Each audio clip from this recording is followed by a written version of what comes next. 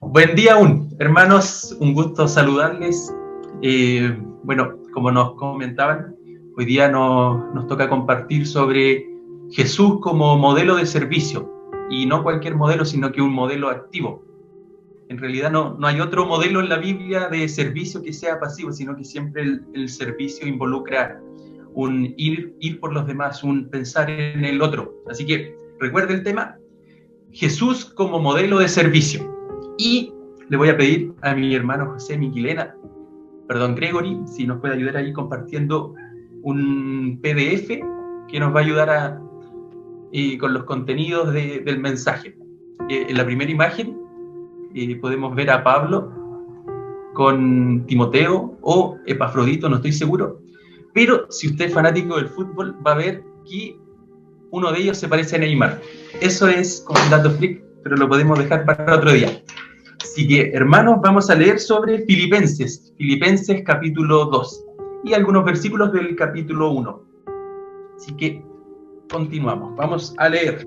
Dice lo siguiente, desde capítulo 2 en adelante. Por tanto, si tienen algún estímulo en su unión con Cristo, algún consuelo en su amor, algún compañerismo en el espíritu, algún afecto entrañable, llénenme de alegría teniendo un mismo parecer, un mismo amor, unidos en alma y en pensamiento. No hagan nada por egoísmo o vanidad, más bien con humildad consideren a los demás como superiores a ustedes mismos. Cada uno debe velar no solo por sus propios intereses, sino también por los intereses de los demás. La actitud de ustedes debe ser como la de Cristo Jesús, quien siendo por naturaleza Dios, no ser igual a Dios como algo a que aferrarse. Por el contrario, se rebajó voluntariamente, tomando la naturaleza de siervo y haciéndose semejante a los seres humanos. Y al manifestarse como hombre se humilló a sí mismo y se hizo obediente hasta la muerte, y muerte de cruz, dice Pablo. Por eso Dios lo exaltó hasta lo sumo y le otorgó el nombre que está sobre todo nombre, para que en el nombre de Jesús se doble toda rodilla en el cielo y en la tierra y debajo de la tierra, y toda lengua confiese que Jesucristo es el Señor, para la gloria de Dios. Bueno, hermanos, aquí se nos habla sobre Jesús como modelo de servicio, pero quisiera partir con una inquietud que tiene Pablo, o más bien con un llamado a atención, por decirlo de alguna manera. ¿Qué es lo primero que nos debería llamar la atención de este pasaje? Es precisamente el llamado de atención que hace Pablo a los filipenses. Los filipenses, ¿qué sabemos de los filipenses? Bueno, aquí Pablo, en unos versículos anteriores al capítulo 2, dice: pase lo que pase, compórtense de una manera digna del Evangelio de Cristo. Nótenlo, dice: pase lo que pase, o sea, un contexto. Compórtense de una manera digna del Evangelio de Cristo. De este modo, ya sea que vaya a verlos o no, estando ausente, solo tenga noticias de ustedes. Sabré que siguen firmes en un mismo propósito, luchando unánimes por la fe del Evangelio, y sin temor alguno, lo cual es para ellos señal de destrucción. Para ustedes, en cambio, es señal de salvación. Y esto proviene de Dios, porque a ustedes no solo se le ha concedido creer en Cristo, sino también sufrir por Él, pues sostienen la misma lucha que antes me vieron sostener y que ahora saben que sigo sosteniendo.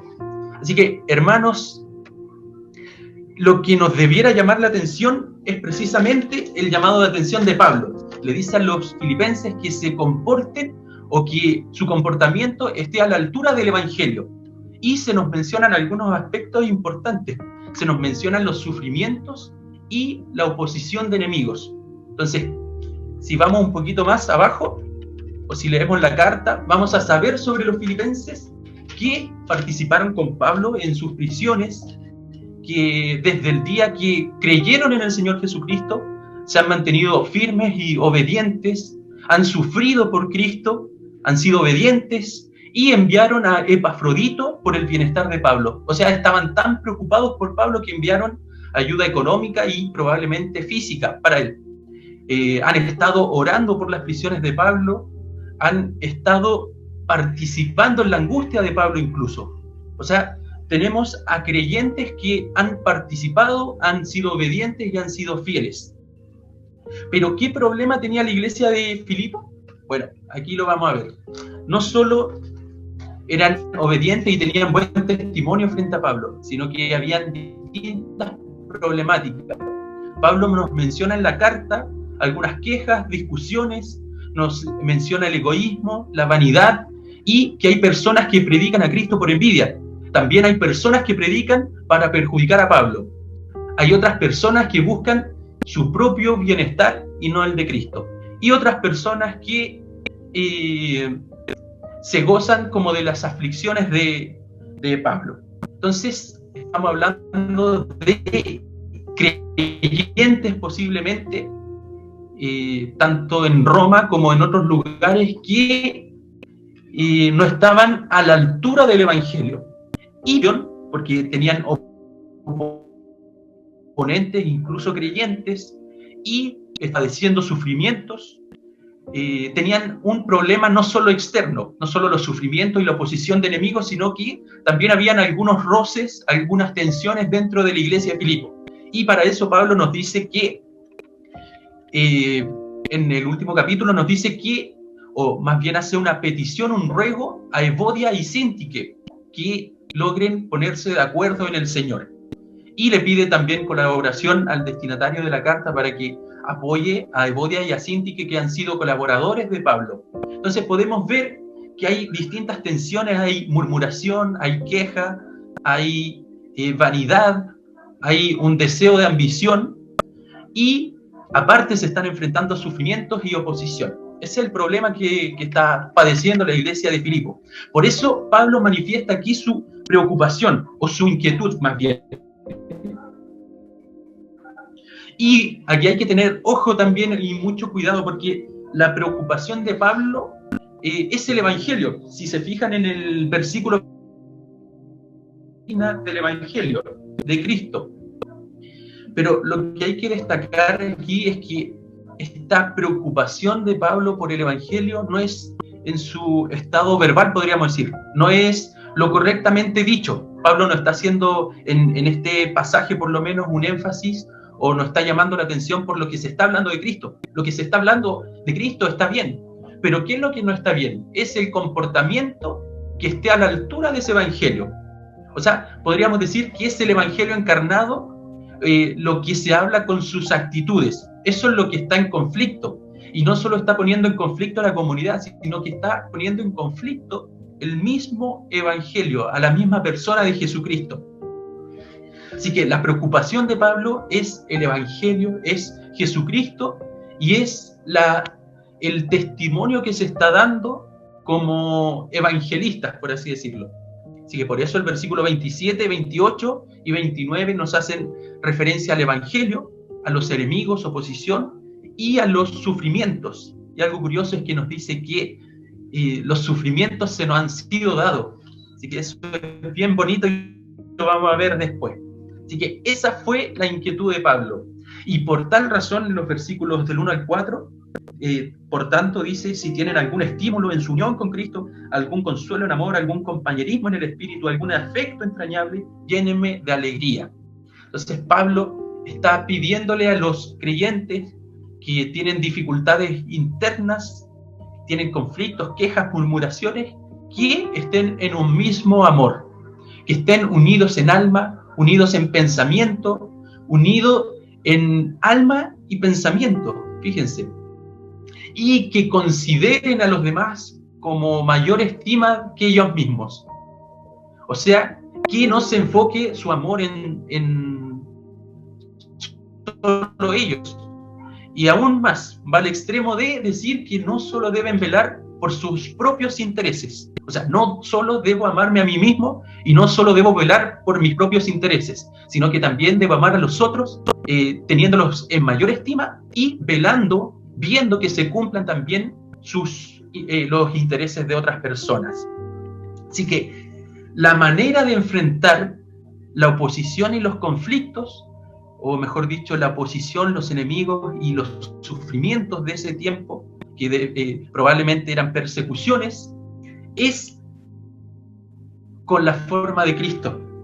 Porque acá nos dice, la actitud de ustedes debe ser como la de Cristo Jesús. Y aquí es que se nos presenta a Jesús como modelo. Ahora, ¿por qué Jesús se nos presenta como modelo? Bueno, Jesús, primero que nada, es la palabra de Dios encarnada. O sea, es el testimonio vivo de Dios en la tierra, es el testimonio del Evangelio.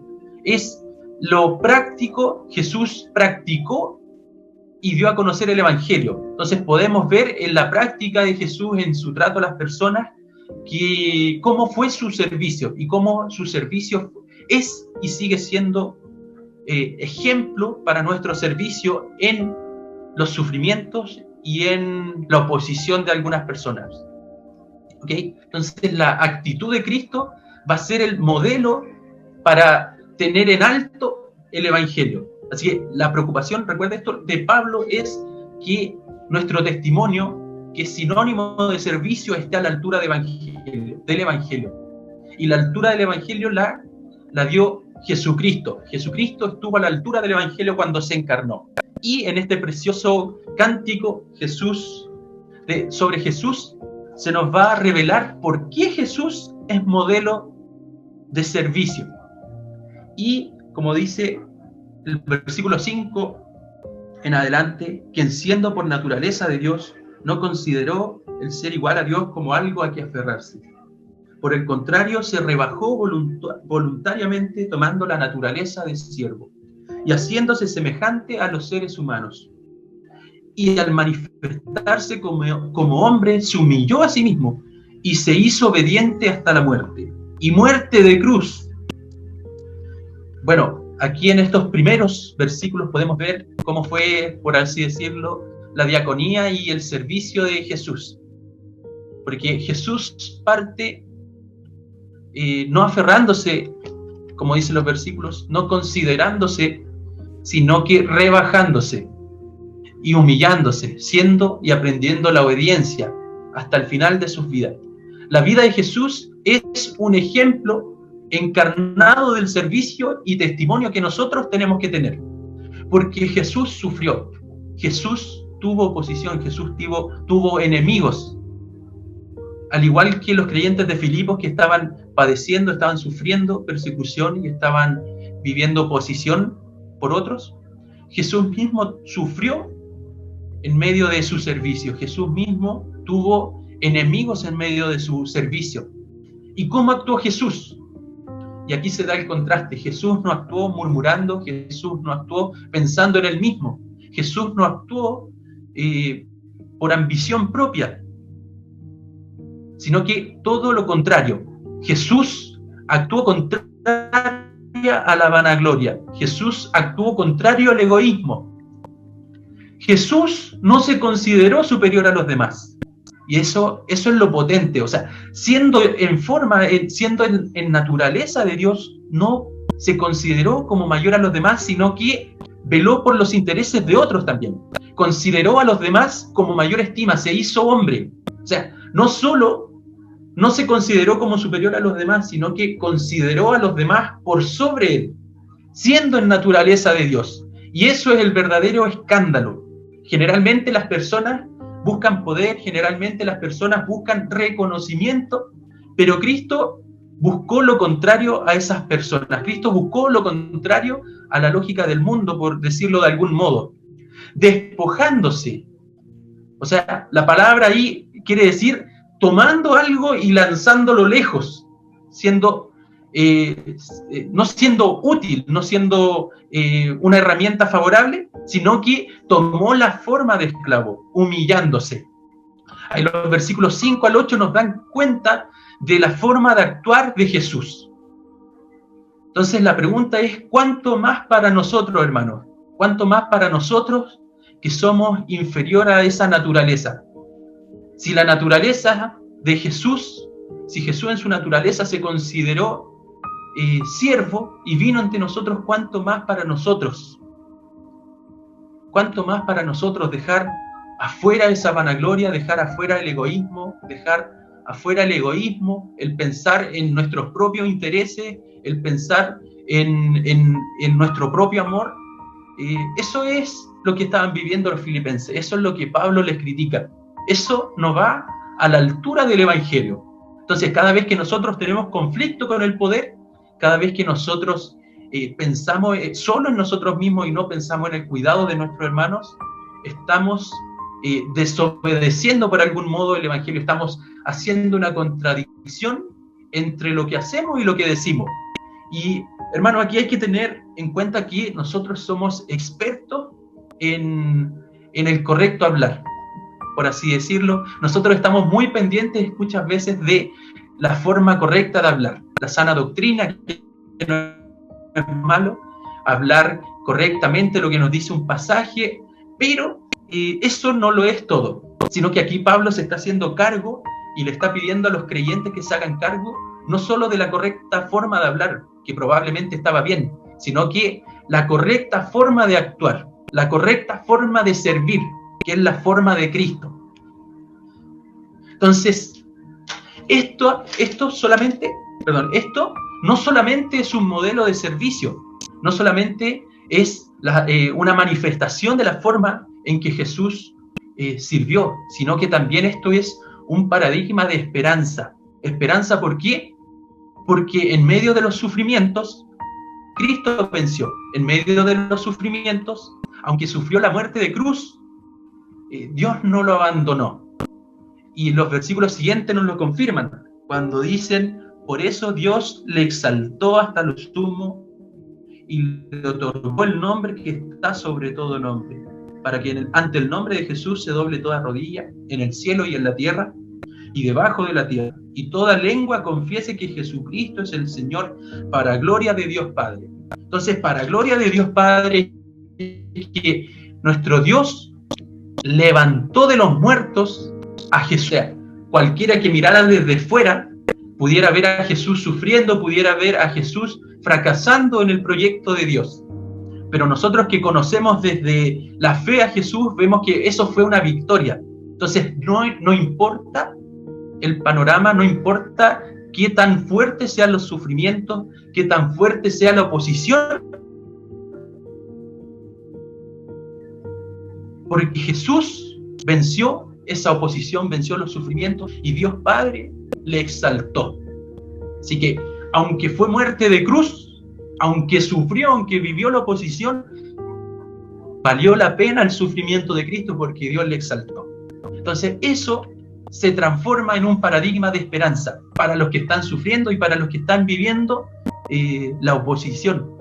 Porque no importa el sufrimiento presente que estén viviendo, porque Dios levantó de los muertos a Jesús en su servicio. Es como lo que dice Pablo más tarde en Filipenses también, que a fin de conocer a Cristo, él estima todo como pérdida y desea comprobar el poder que resucitó a Jesús de los muertos.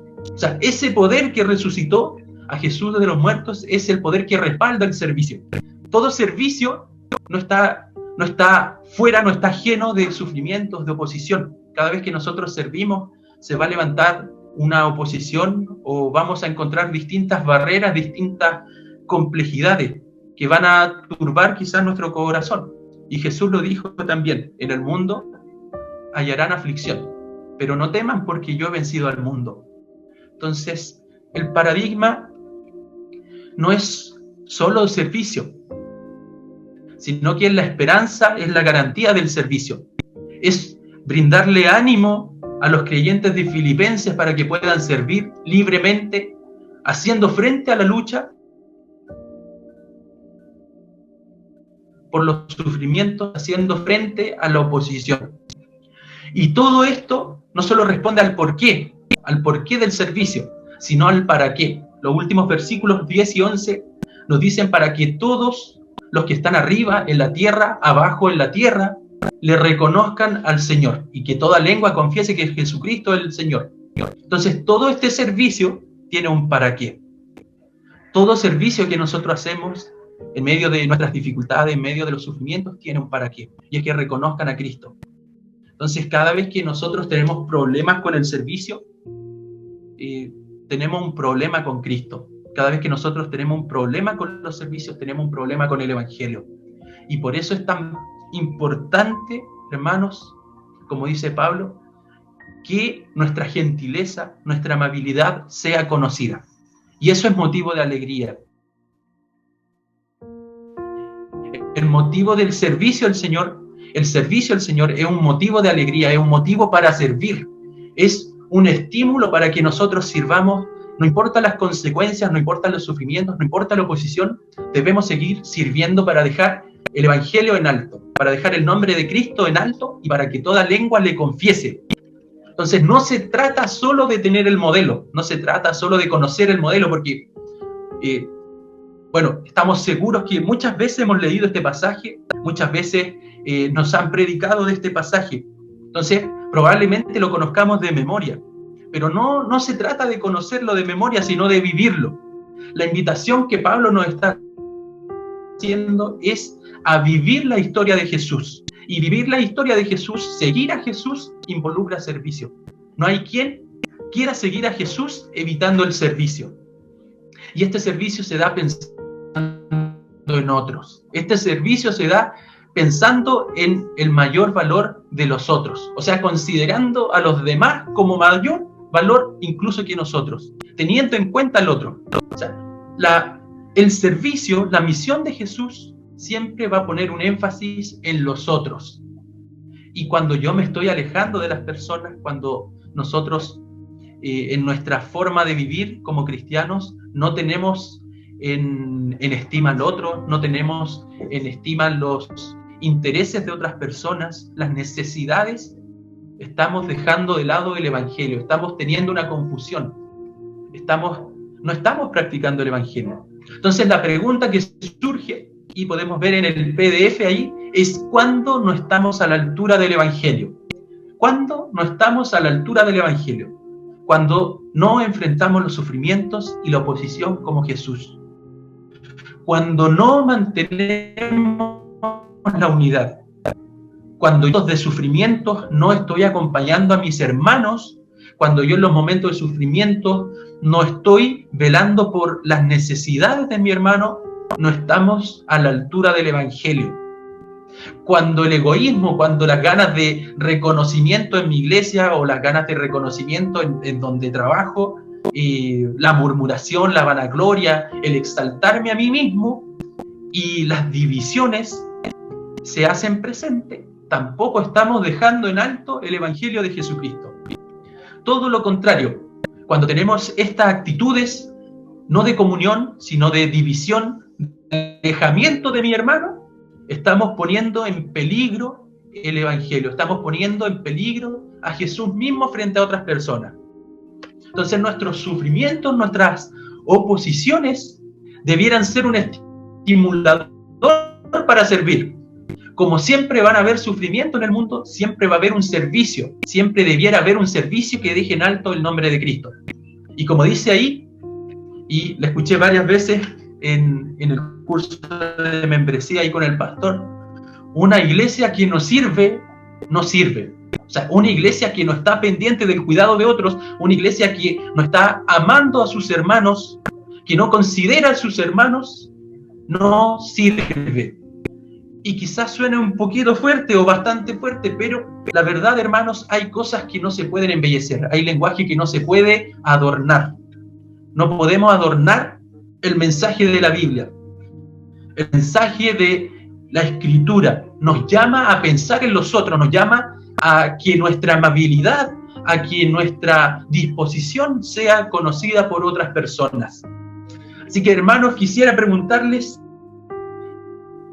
¿cuál ha sido la oposición, qué ha sido el sufrimiento que más le está costando servir al Señor? Probablemente no es la persecución como en esos tiempos y la oposición de otros creyentes. Quizás los problemas tienen que ver con el daño que nos han hecho quizá algún familiar, quizá nuestras barreras, nuestros sufrimientos, el aguijón que tenemos ahora son problemas económicos. Quizás todos esos sufrimientos han hecho tambalear nuestra fe. Pero hermanos, Cristo sufrió y murió por nosotros. Y nuestro Padre le levantó de los muertos. Esto es esperanza para nuestro servicio. Esto es un estímulo para servir, para que venzamos los sufrimientos.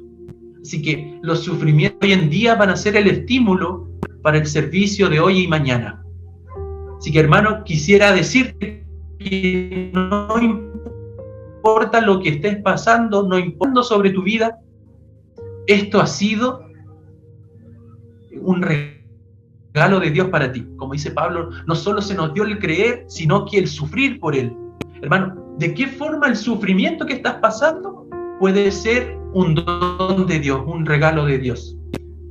Bueno, lo dice Pablo al final de su carta, para experimentar el poder que levantó a Cristo de los muertos, y para que toda lengua confiese que Jesucristo es el Señor y Salvador, para que lo que esté arriba, abajo y en la tierra pueda reconocer a Cristo. Hermanos, en estos tiempos de pandemia no estamos ajenos a los dolores, no estamos ajenos a los sufrimientos de pérdida, por escasez, por falta de trabajo, por falta de comunicación con las personas que hemos perdido el contacto. En el mundo siempre vamos a tener aflicciones, pero el Evangelio involucra un servicio. Así que quisiera orar para ir terminando, para que podamos en el servicio, podamos en los sufrimientos ver lo que Pablo vio y este motivo de alegría, para que por medio de el servicio, hermanos, podamos alegrarnos también y alegrar a otros, dar a conocer a Cristo a otros. No es solo lo que hablamos, sino lo que vivimos. Como bien lo decía la hermana Mabel hace un momento cuando oraba, que estaba agradecida. Bueno, la vida, el servicio de Jesús es un motivo de alegría sobre nuestros sufrimientos, sobre nuestra opresión. Así que vamos a orar, hermanos. Les invito a que puedan cerrar sus ojos y puedan meditar en los sufrimientos que han tenido este tiempo. Puedan meditar en la oposición que han tenido este tiempo, en las cosas que le ha costado, en las cosas que le han causado dolor, aflicción, y podamos estar más unidos, porque ese es el llamado a servir en unión. Así que, hermanos, cerramos nuestros ojos y oramos. Padre amado, te agradecemos por el mensaje, Señor, te agradecemos por tu palabra, Señor. Te agradecemos porque se nos ha dado los sufrimientos, Señor, se nos ha dado aflicciones por causa de ti, Señor. Participamos de tu historia, Señor, y no nos sentimos solos porque tú ya pasaste esto y tú venciste el mundo, tú venciste todo sufrimiento, tú venciste toda aflicción, tú venciste toda oposición, Señor. Aunque moriste en la cruz, Señor, aunque la cruz era maldita en la época, Señor, valió la pena tu sufrimiento y valdrá la pena nuestro sufrimiento también, como valió la pena el sufrimiento de los filipenses, Señor. No importa los sufrimientos que estemos pasando, no importa el servicio, porque sabemos que el poder que levantó a Cristo de los muertos nos levantará a nosotros si caemos. Si los sufrimientos abundan, Señor, tu gracia aún más abundará en nuestra vida. Y eso es motivo de alegría, Señor. Así que alegrémonos en tu presencia, alegrémonos en los padecimientos de Cristo, en el servicio de Cristo, Señor. El Evangelio es una invitación a vivir por otros, a vivir para otros, Señor, a vivir para ti, Señor. Así que, Padre, si nos hemos olvidado de algún hermano, si no hemos participado de la comunión, si nos hemos olvidado de la unión con nuestros hermanos, te pedimos perdón. Y te pedimos, Señor, que alegre nuestro corazón, que podamos fijar la mirada en ti, Señor, que tu servicio, que tu encarnación, que tu vida y muerte, Señor, sean un estímulo para nuestras vidas, para pensar en otros, Señor. Porque el ser igual a Dios no fue un motivo para tu vanagloria, para el egoísmo, Señor, sino que te despojaste de eso para servir a otros, Señor. Tú eres el ejemplo de servicio, Señor. Tú eres el ejemplo para nuestras vidas, Señor. Y Padre amado, te ruego por los que aún no te conocen, Señor. Te ruego por los que aún no han conocido tu gracia, por los que aún no han conocido, Señor, tu servicio, Señor. No estamos en mejores manos cuando estamos en las tuyas, Señor. y tú moriste por nosotros, Señor. Si hay alguno que no te conoce, Señor, que pueda ver en la cruz de Cristo, que pueda ver en tu vida, Señor, ese gran amor, ese gran servicio, Señor, que tú eres el único que piensa en ellos, que tú eres el único que da su vida por ellos, Señor. ¿A quién iremos sino a ti, Señor? Así que en el nombre de Jesús oramos para que toda lengua te confiese y toda rodilla se postre delante de ti, Señor. Oramos para estar a la altura de tu evangelio, Señor. No solo para hablar bonito, Señor, frente a las demás personas, sino que para que nuestra amabilidad y gentileza sea conocida, Señor, en estos tiempos de pandemia. En el nombre de Jesús, amén, Señor.